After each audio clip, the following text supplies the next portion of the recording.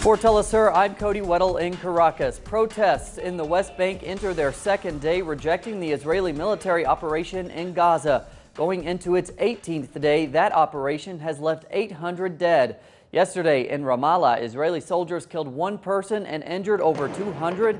Thousands poured into the streets to protest the Israeli offensive on Gaza. Israel's Operation Protective Edge has killed at least 818 Palestinians, including 16 yesterday after Israeli tanks shelled a UN-ran school.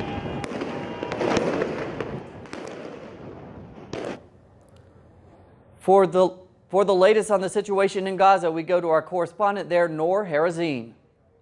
Israel's attack on an UNRWA school late Thursday afternoon. Thousands of Palestinian families flee their UN school shelters to hospitals and local gardens, seeking safety and escaping the deadly Israeli bombardments. UN Chief Ban Ki-moon said that he was appalled at the shelling, which underscores the imperative of the killing to stop. "We are lost. We did not know where to go or which place will be safe for us. Gaza is such a small place, and the Israeli forces already attacked homes, hospitals, UN schools, so where should we go?" Israeli fire Friday pushed the Palestinian death toll in Gaza to above 800 after some 18 Palestinians have died as a result of Israeli attacks on Gaza since today's midnight. However, Washington pressed Israeli and Hamas to agree a week-long humanitarian ceasefire on the 19th day of the Israeli offensive on Gaza. We came to a Shifa hospital where many of the families had evacuated here because they think that the hospital is going to be their shelter. We came here to ask people about their thoughts and their feelings, people who are living in the Gaza Strip on the ground.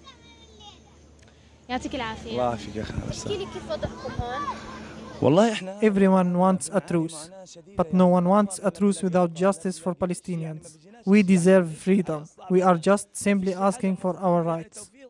Meanwhile, the Israeli ongoing onslaught in Khuza'a district, eastern Khan Yunis, is continuing for its third day in a row, repeating the Shuja'iyya massacre, but against Khuza'a and its people. An eyewitness told Telesu that the Red Cross ambulances are located 2 kilometers away from central Khuza'a. People who are alive should run all of this distance under the Israeli heavy shelling to be rescued. Noor Harazin, Telesu TV, Gaza. Reuven Rivlin has been selected to replace Shimon Peres as Israel's next president. Despite the current aggression on Gaza, a ceremony at the Israeli parliament went on as planned. The 74-year-old Rivlin is a member of the nationalist right-wing Likud party. Israeli Prime Minister Benjamin Netanyahu pledged support for Rivlin.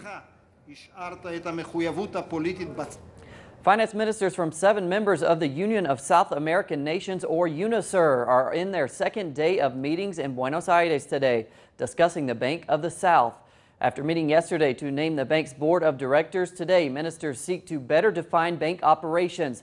Member states hope to reach an initial reserve of $20 billion, with contributions varying depending on the size of a country's economy. The bank also plans to cooperate with the BRICS New Development Bank.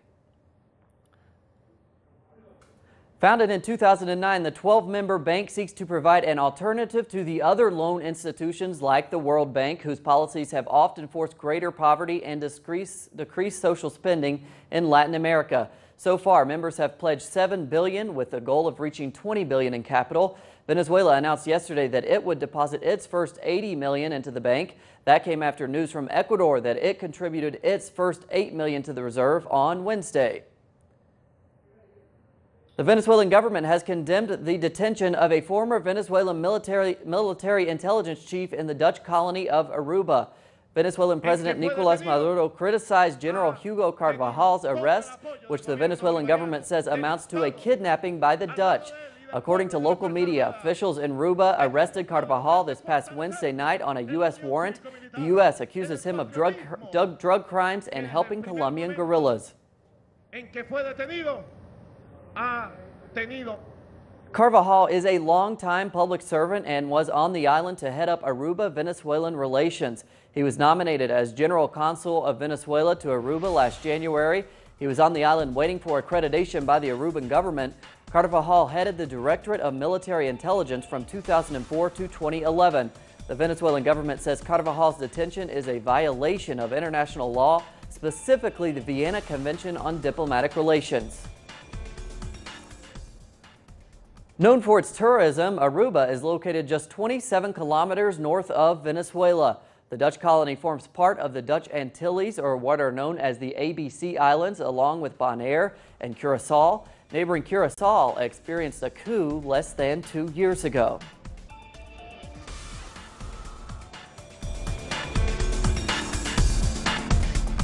Lawmakers in Mexico continue debating secondary laws to President Enrique Peña Nieto's energy reform, which was approved last year. Supporters of the legislation say it will modernize the country's energy sector. Opponents call it an attempt to privatize Mexico's patrimony and national health. Here's our correspondent in Mexico, Clayton Kahn. Lawmakers in Mexico are in the final stages of deciding upon secondary laws to a controversial energy reform approved last year. Some experts affirm that the laws are to increment the country's energy production. Mexico's energy reform is an effort to elevate the offer of hydrocarbons in Mexico. The production of oil has been falling since 10 years ago and gas since 2008. Yet the reform will end exclusive rights of Mexico's national oil company, Pemex, to exploration and production. Critics denounce this as privatization that will ultimately force cuts in public social spending. No company that comes with their eyes popping out of their sockets and rubbing their hands for profit, acting in their own interests, well, they are not going to want to have any social spirit. The reform also plans to give green light to the polemic extraction process of fracking, which opponents say causes environmental and health damage, as well as opens the way to land dispossession. Land dispossession is another concern because the constitutional reform in the energy sector, the Transitional Article 25, and the Transitional 8th says the exploitation of hydrocarbons takes precedence over any other activity. In 1938, then populist President Lázaro Cárdenas nationalized the country's oil. Full passage of the reform will allow private exploration and end 8 decades of what many Mexicans call part of their national heritage. Many critics say this law represents the latest of a string of neoliberal reforms, which they say are jeopardizing Mexico's sovereignty. Clayton Kahn, Telesur, Mexico City.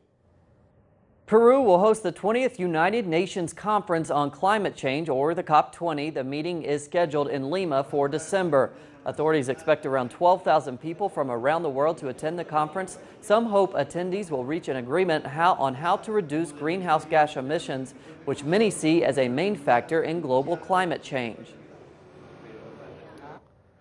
Today, the presidents of Honduras, El Salvador, and Guatemala are meeting with U.S. President Barack Obama to discuss the humanitarian crisis of unaccompanied child migrants.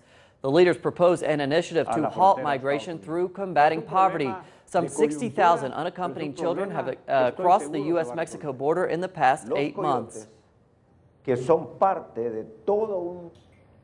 In its annual report, the United Nations Development Program reveals shocking statistics showing the world still struggles to reduce poverty. The UNDP says that 2.2 billion people live in poverty worldwide.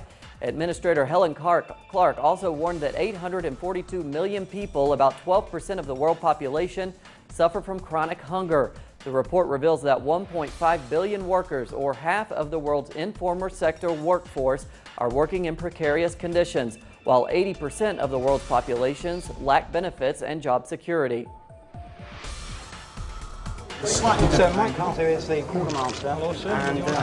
British Prime Minister David Cameron published an op-ed today in the New York Daily News urging Europe and its allies to take a stronger stance against Russia following the downing of Malaysia Airlines flight MH17. In his op-ed, Cameron says that Russia threatens the sovereignty of Ukraine and calls for serious economic measures. Despite accusations from Western leaders, little evidence has surfaced linking Russia to the MH17 tragedy.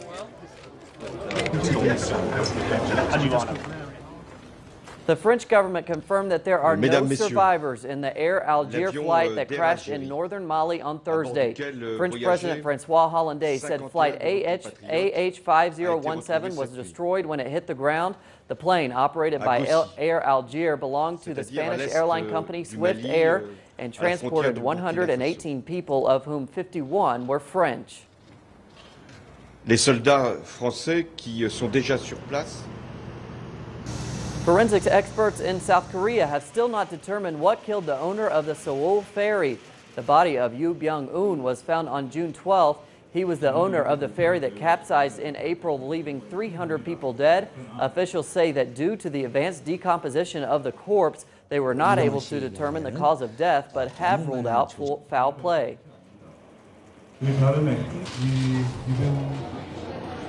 A funeral is scheduled today for the 48 people who died in a plane crash this past Wednesday in Taiwan.